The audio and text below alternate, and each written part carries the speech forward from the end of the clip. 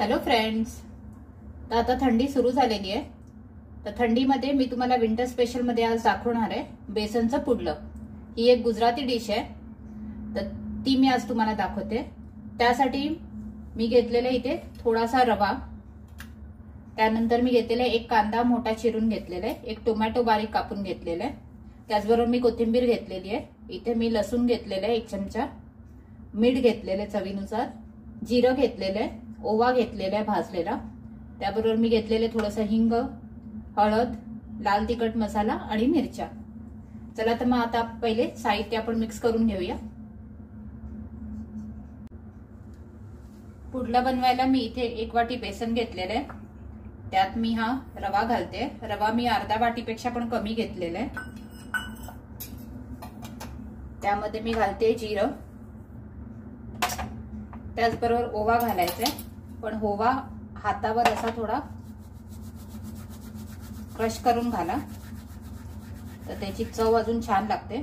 असा हातावर क्रश करून ओवा घाला. त्याचबरोबर मी इथे घालणार आहे मिरच्या, हिरव्या मिरच्या घालते मी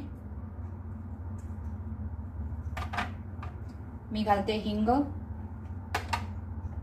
त्याचबरोबर मी घालणार आहे लसूण,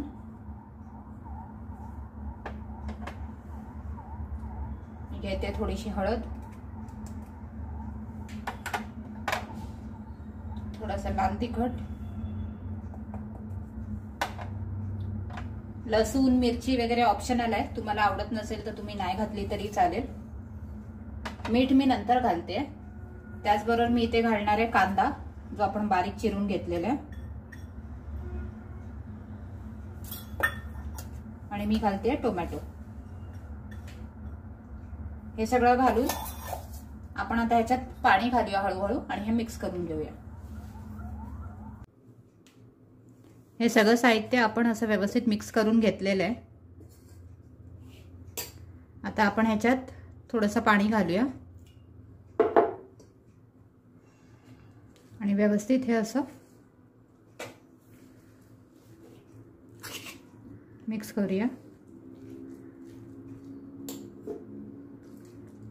थोडं थोडं पाणी घालून आपल्याला हे मिक्स करायचे. आपल्याला एकदम घट्ट नाही, पातळसर आपल्याला बनवायचे, जेणेकरून ह्याचे पातळ पातळ पुडले बनतील.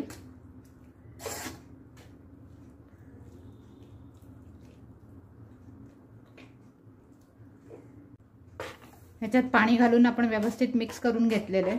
हे असं पातळच झालं पाहिजे, एकदम घट्ट नाही करायचे आपल्याला, आणि हे आपल्याला पातळ पातळ डोसा टाईप पुडले काढायचे आहेत, त्यामुळे हे पातळच ठेवलेले आहे मी. त्यामध्ये आता आपण घालूया चवीनुसार मीठ आणि घालूया कोथिंबीर. तुम्ही हवे असेल तर ह्याच्यात पालक किंवा मेथी भाजी पण घालू शकता.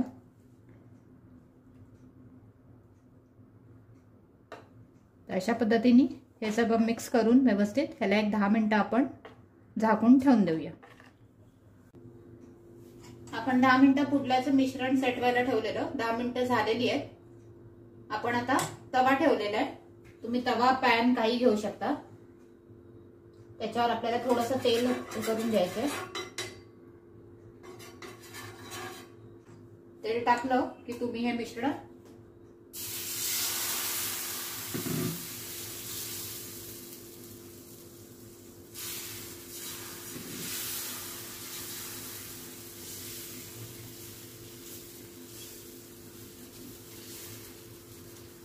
अशा पद्धतीने तुम्ही ते चांगलं पातळ असं पसरवून घ्या.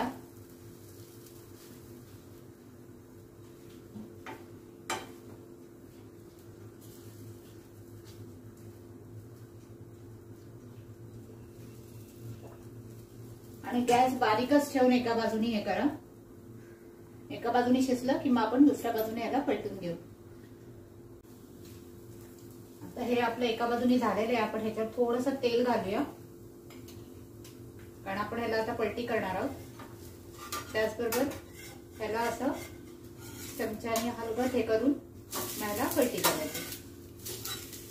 तसं पलटी करून आता दुसऱ्या बाजूने सुद्धा आपण ह्याला चांगलं भाजून घेऊ. हे दुसऱ्या बाजूने सुद्धा एक 5 मिनिटं भाजून झालेलं आहे. तर आपला तयार आहे. आपण काढून घेऊया आणि आपण पुन्हा तेल घालूया आणि दुसरा पुडलं तव्यावर टाकून घेऊ.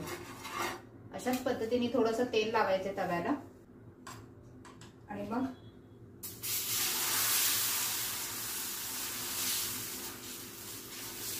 थोडे पातळच टाकायचे ते, जेणेकरून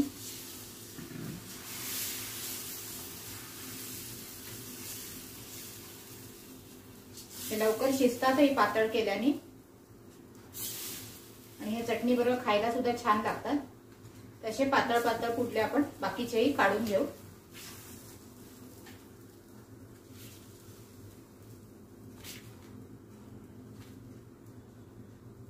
तर आता मग पुन्हा आपण हे 5 मिनिटं शिजायला ठेवू. आपलं दुसरं पुडलं सुद्धा एका बाजूने भाजून झालेलं आहे. आपण ह्याला चेंज करूया साईड. दुसऱ्या बाजूने सुद्धा ह्याला एक 4-5 मिनिटं आपण ठेवून देऊ चांगलं व्यवस्थित भाजण्यासाठी. आणि अशाच पद्धतीने बाकीची पुडलं पण आपण करून घेऊया.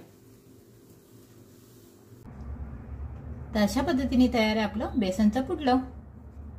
याच्यात रवा घातल्यामुळे हे छान क्रिस्पी होतं आणि आपण नेहमीच बेसनाचे पोळे खातो त्यापेक्षा तुम्ही अशा पद्धतीने हे पुडलं करून बघा, काहीतरी वेगळं होईल. आणि हे ब्रेकफास्ट रेसिपीला पण तुम्ही बनवू शकता, त्यासाठी हे चांगलं आहे. प्लस हे थंडीमध्ये खूप चांगलं असतं कारण आपण हे बेसनाचं बनवलंय. तर बेसन हे थंडीमध्ये ऑलवेज चांगलं असतं. तर तुम्ही हे नक्की करून पहा आणि केल्यानंतर मला कमेंट्समध्ये कळवा की तुम्हाला हे कसं वाटलं ते. त्याचबरोबर माझ्या या व्हिडिओला जास्तीत जास्त लाईक आणि शेअर करा आणि माझ्या चॅनलला सबस्क्राईब करा. आपण पुन्हा भेटू. थँक्यू.